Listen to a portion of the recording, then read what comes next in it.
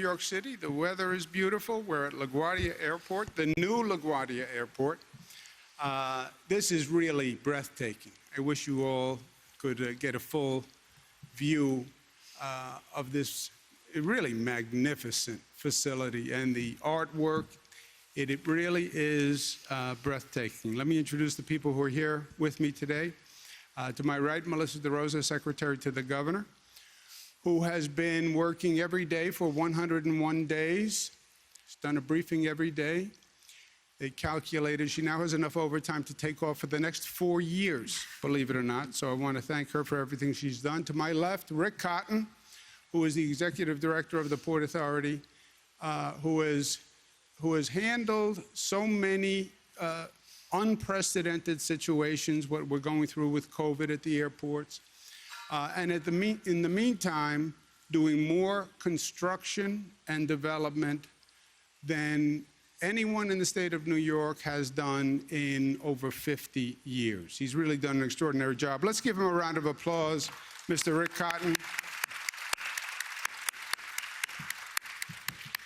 In this beautiful new arrivals and departure terminal, which to see it actually here and live is just so invigorating. You know, it's like when you're having a child and you talk about it and you see little scans of it and you plan for it, but then it's indescribable when it actually happens. And to see this real and alive and all the drawings and the years of work come to life really is invigorating. And let's thank Richard Kennedy and Jane Garvey and George Casey and Magnus Erickson and Stuart Steves, the CEO of LaGuardia Gateway Partners. LaGuardia Gateway Partners, congratulations. You did a beautiful piece of work here. You should feel good. Let's give them a round of applause.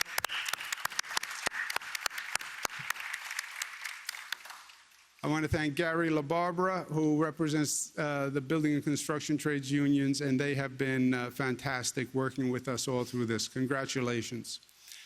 Let's talk about some facts, and then we'll take a couple of quick questions, and then we will cut a ribbon, and we will go from there. Today is day 102, dealing with the COVID crisis. You worked 102 straight days. I'm sorry, I said 101, but who's counting?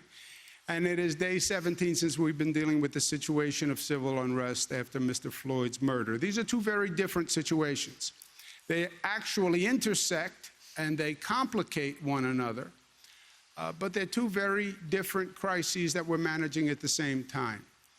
On the murder of Mr. Floyd, which has generated civil unrest not only through this country, but internationally, literally. And I think that it's going to turn out for the good. I said when this first started, I understand what the protesters are saying and feeling, and I stand with the protesters. How many years have we heard about these situations? It's not just Mr. Floyd. It was Amadou Diallo, it was Rodney King. It goes back 40, 50 years. It goes back to Martin Luther King. And we've seen it, but we haven't done anything, and now it's time to act. That's what people are saying. And they're right. And we're going to act in the state of New York, and we're going to act this week. Carpe diem, seize the day. Carpe momentum, seize the moment. There's a moment for change, and we're going to make change. And we're going to pass legislation this week that I'm going to sign that is going to lead the nation in police reform. Releasing disciplinary records, what they call 50A, banning chokeholds, which should have been done a long time ago, and that will be in the state law. Having the Attorney General as a special prosecutor if there is a questionable killing by police where they kill an unarmed person. The most dramatic police reform in the country, and it will happen in New York this week, and we're proud of it. On dealing with the COVID crisis over the past 101 days, we're now at a different point. We're at the point of reopening the economy and moving forward on that. And that's an entirely different situation than everything we've done up until now. Everything we've done up until now has been fighting the virus as the virus. How do you contain it? How do you isolate it? How do you quarantine people? How do you do the medical research to find a vaccine or a treatment. Reopening says, how do you now restart the economy and control the virus at the same time? And all of this has never been done before. There's no blueprint, there's no book written on it, there's no expert on the globe who can say, yes, I know how this should be done. And I speak to all of them.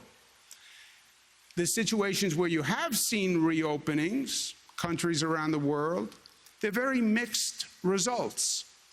So this really is going down a path that no one has traveled successfully.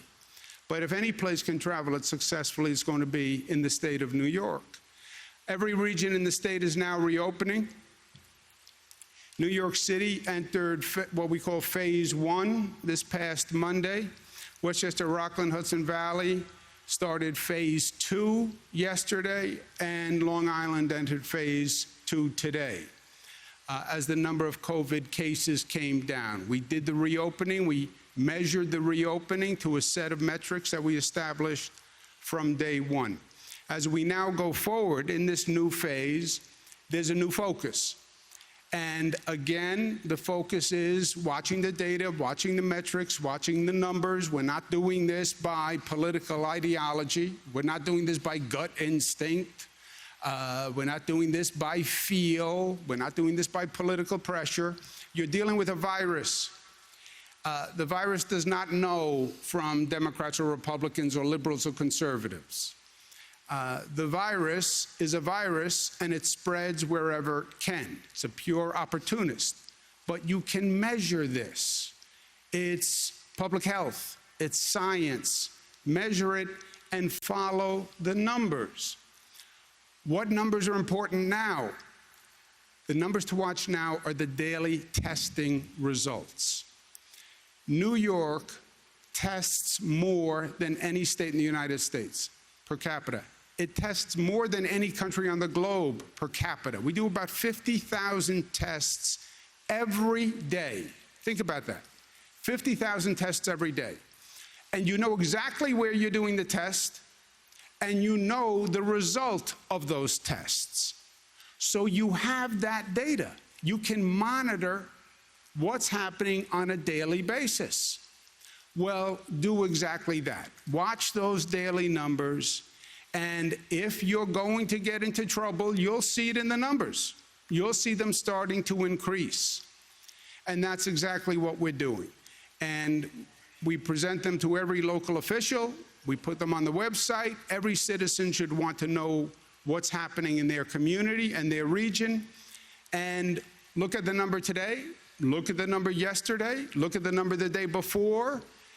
See if there's any movement. See if the movement is up, see if the movement is down, and see if we have to worry, if there's a cautionary tale, or see if the reopening is proceeding without increasing the viral spread. That's where we are, and that will be the most informed reopening of any state in the country. Just have the discipline to follow the numbers. These numbers, for example, on Long Island, today Nassau is 0.8, really yesterday. Monday was 0.1, Sunday was 1.1. There'll be slight deviations up and down. These are not the largest statistical samples when you break them down, but you'll be able to see movement and you'll know when there's an issue. All of us have a role to play. What determines the virus spread? We do. We do. Not government, not state government, not city government, not the federal government. This has always been about what society does. It's been a social issue. Can people change their behavior? Can they learn? Can they learn quickly? Can they actually wear masks? Can they actually socially distance? Can they actually use hand sanitizer? Can they stay away from large gatherings? If they can, the virus spread will be contained. If they can't, you'll see an increase in the viral spread. My role has been to inform people, to educate people, to motivate people about what can be done and should be done and what are the consequences. And it has worked brilliantly up until now. And now in reopening, we have to actually double down on our diligence. Business owners, employers that are reopening, like we see here today, provide the right equipment, have employees socially distanced, store owners have responsibility, employees themselves have responsibility, each one of us as an individual has responsibility, and the local governments have a responsibility to make sure their Department of Health is out and making sure things are working well. Well, we're reopening, we're out of the woods, everything is fine. No. Reopening is actually much harder than closing. Closing was abrupt and disruptive, but it was simple. Everything is closed. Reopening is more delicate and more nuanced. And if you look at the states and the countries that have been reopening, more of them have gotten into trouble than not. And as we sit here today, states are getting into trouble. Newspapers will tell you more than a dozen states are now seeing increases. Texas, 36% increase since Memorial Day. Reopen, reopen, reopen. Be careful, be careful, be careful. California, the cases are still going up. Florida, the cases are going up. Look at those curves around the nation. Why? Because if you just reopen, if you just increase activity, the virus spread is going to go up compared to the virus spread when you were closed. That is common sense. Well, we want to reopen. Okay, but you have to reopen smartly and safely and intelligently. Otherwise, you will see the increase, especially in a place like New York City with that density. People on sidewalks, people on buses, people in subway cars. It has to be done right, and we have to stay disciplined, and the evidence is all around us. What happens if we're not? Going forward, we need to do two things simultaneously. Number one, monitor the reopening, what we've just been talking about. Watch the numbers, be smart, be diligent. And second, let's energize the reopening. Let's set the bar a little higher. Let's not just reopen, but let's have an affirmative strategy that re-energizes the opening. How do you do that? Stimulate the economy. Now is the time to do large-scale development projects. Now is the time you want to see government investing, the private sector investing in building large-scale developments that you know can help drive economic growth. And you actually have an opportunity. Well, everything is closed down, there's less activity, there's less volume. Great, great on one level. If there's less activity, then we can actually build more aggressively because there's less disruption. It's what LaGuardia Partners and Port Authority was smart enough to do right here. Well, there's less traffic at the airport. That's a problem on one level, obviously. On another level, it's an advantage. There's less traffic, there's fewer cars. Well, now's the time to advance the roadway construction because there are fewer cars and there is less traffic. Because remember, what this reopening is about for us, many of the other states, they're just reopening. Our goal is not just to reopen. Our goal is to stimulate this economy, to take this moment of pause as a moment to pivot and stimulate and regrow better than before. After everything we've been through, my goal is not just to reopen. It's not to go back where we were the day before the pandemic. Life is never about going backwards. Life is about going forwards. How do we learn? How do we grow? How do we take this moment? We were on pause, we reflected, we dealt with a crisis. that we've never dealt with before, and now we're stronger, and now we're smarter, and now we're better, and now we're going to come back more revitalized than ever before. Take these large-scale developments, accelerate them. On Long Island, we're transforming Belmont. It's going to be a new Islanders arena, $2.7 billion in economic activity. Now is the time to double down. The MTA, there's less ridership. Ridership was down at 1.92%. That's bad for many reasons. It's also good for many reasons. Now is the time to accelerate the capital construction in the MTA, because you can take trains out of service and you can disrupt fewer riders. So the MTA is accelerating $2 billion in capital construction. Fix the tracks now, fix the tunnels now, fix the platforms now. When the MTA, people get back on the subways and the commuter rail, they're going to be surprised. Those trains are cleaner than they have ever been in my lifetime. Those stations are cleaner than they have ever been in my lifetime. We are now disinfecting subway cars. Look, this is a situation where the MTA couldn't figure out how to get homeless people out of the subways for decades, let alone get newspapers and coffee cups and garbage out of the cars. The cars are now disinfected.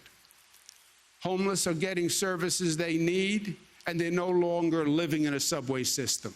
Yes, we went through hell, but it's actually going to be better when we reopen.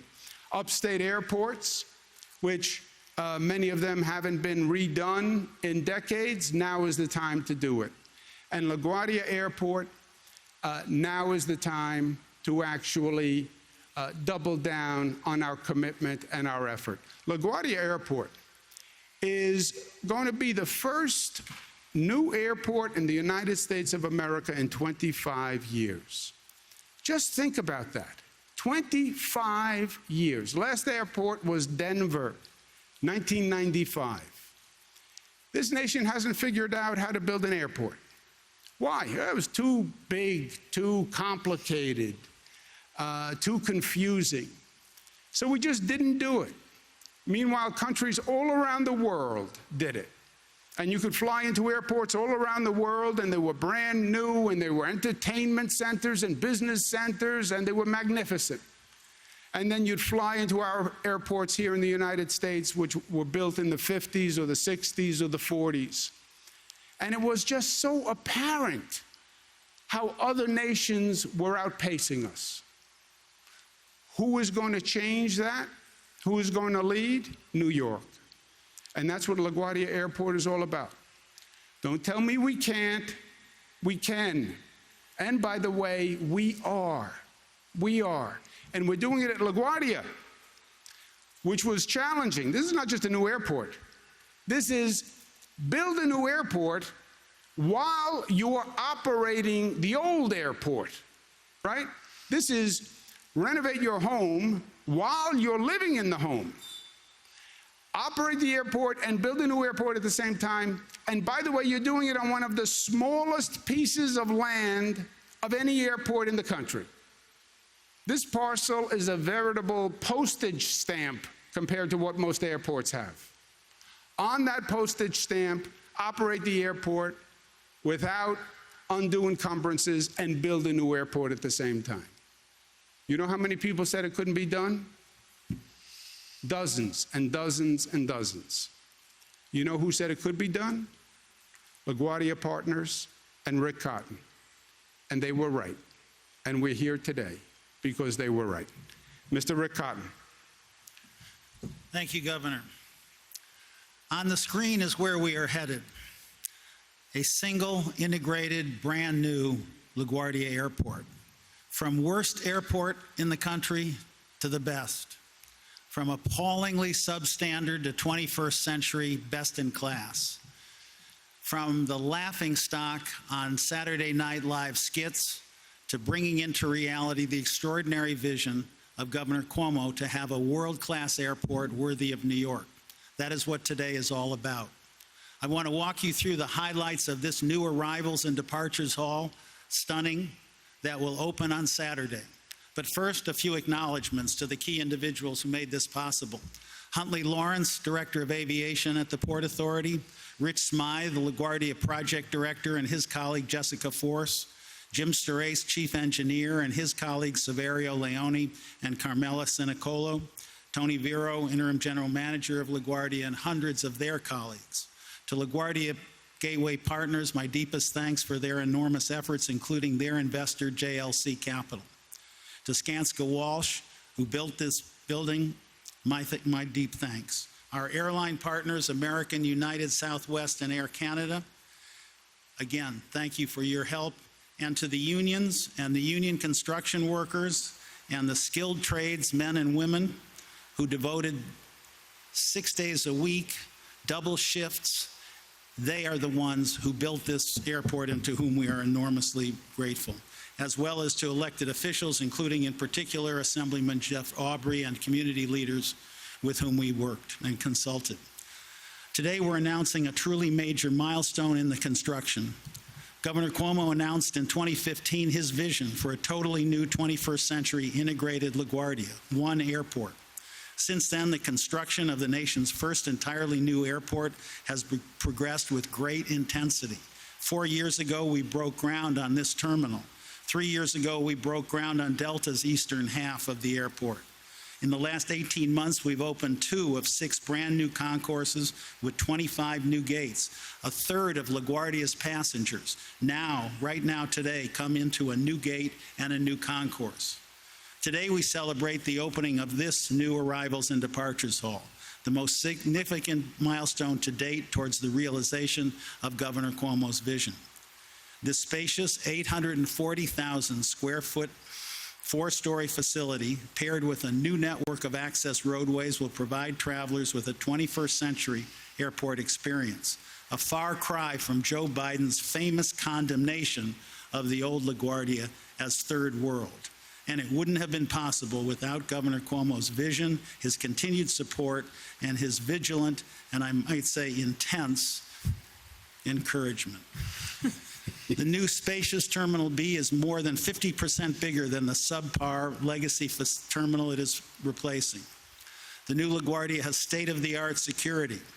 The terminal's size, enhanced cleaning routines, plentiful hand sanitizer dispensers, touchless entries, and a mandatory face covering requirement are examples of multiple measures we have taken and will take to keep passengers safe and healthy in our post-COVID-19 new normal world.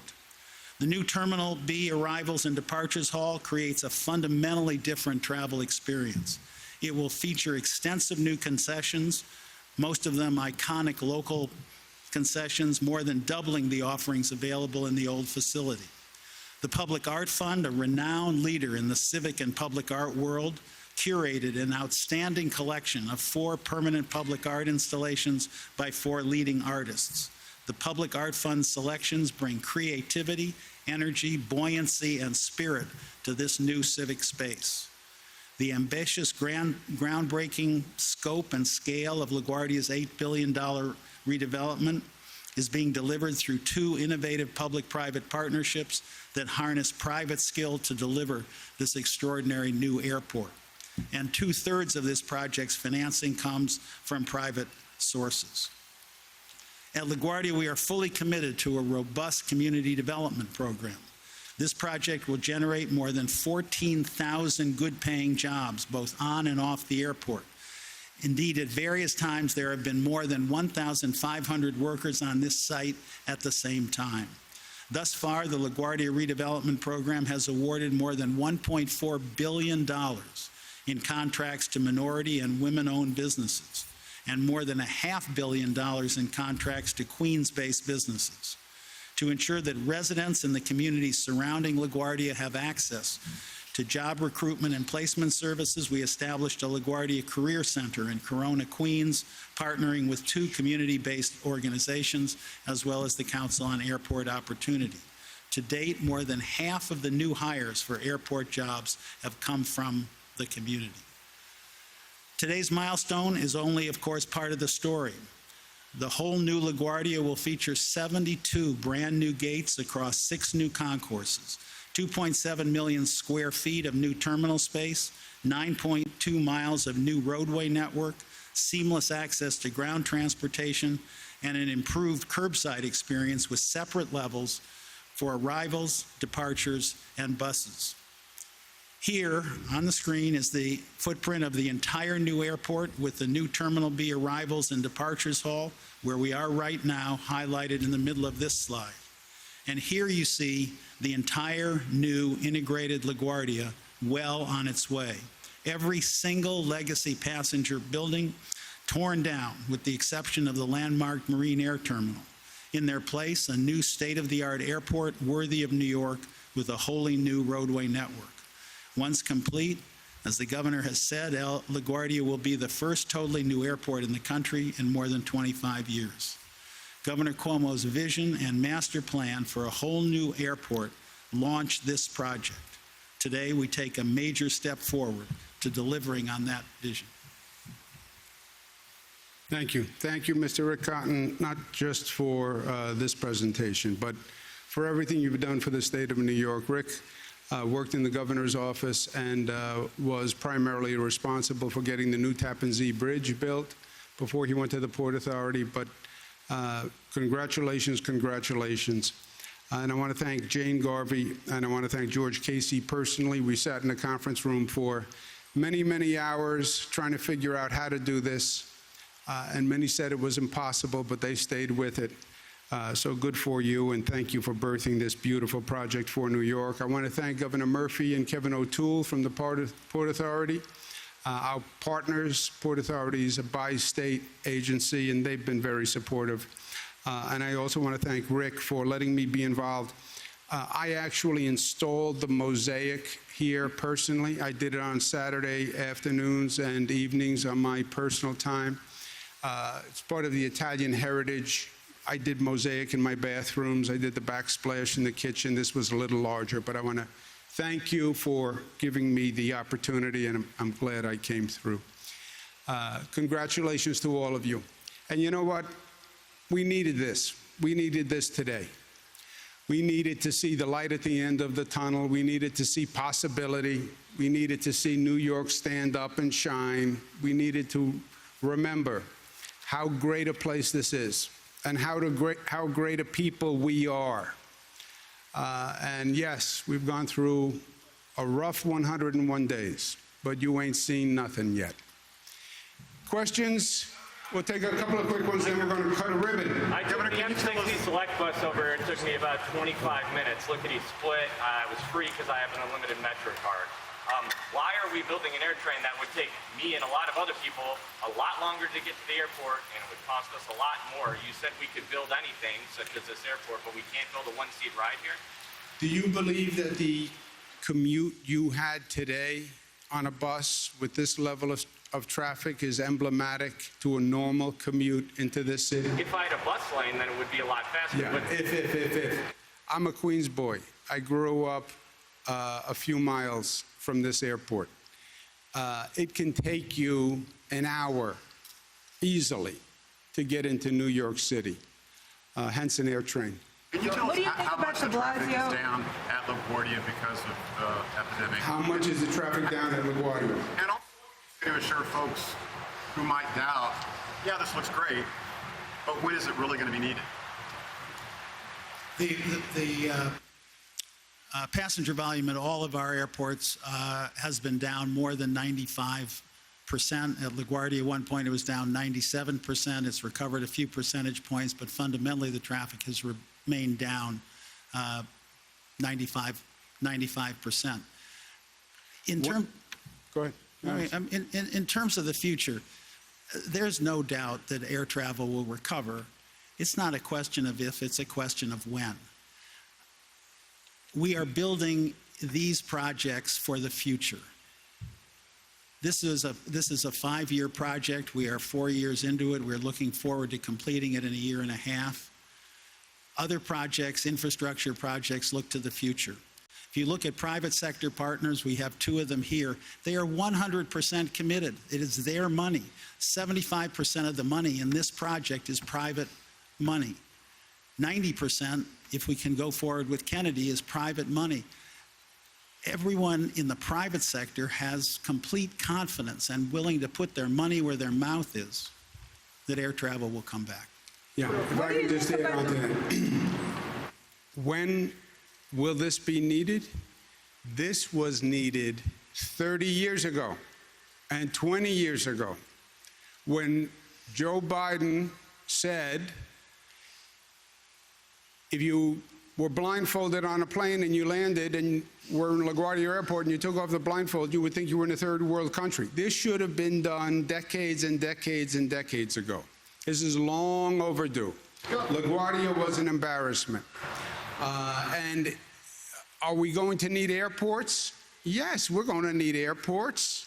Planes are going to fly. Cars are going to roll. Trains are going to move. Life goes on. Post-COVID. Mr. Siff, one more, and then we're going to cut a ribbon. Go What do you ahead. think about de Blasio using his... No, I said one more, not 2. Two quick questions. Okay. Swimming pools. Suffolk County officials have said it's up to municipalities if they want to open outdoor pools this summer. Those municipalities are saying they're looking for guidance from the state. Can outdoor swimming pools safely reopen this summer? Can outdoor swimming pools in phase 2? In any phase, in your view, It's something that we're looking at right now. We actually anticipate putting out guidance for the municipalities in the coming days. on schools, the New York City Schools Chancellor has said that he sees for this fall being a combination of online learning and in-person learning. Could you see a scenario where different parts of New York State have different school setups? Maybe in the North Country, all the kids go back every single day, but in New York City, they're only in school buildings 2 days a week, and would that throw things way out of balance? Yeah. First, Andrew, I can't see the fall because I don't have a crystal ball. And anyone who can tell you today that they know what is going to happen in the fall with COVID, they do not know what they are talking about. Now, you can guess, you can speculate, I think, but nobody knows. Nobody knows. So what we're doing now is we're coming up with plans, we're coming up with alternatives.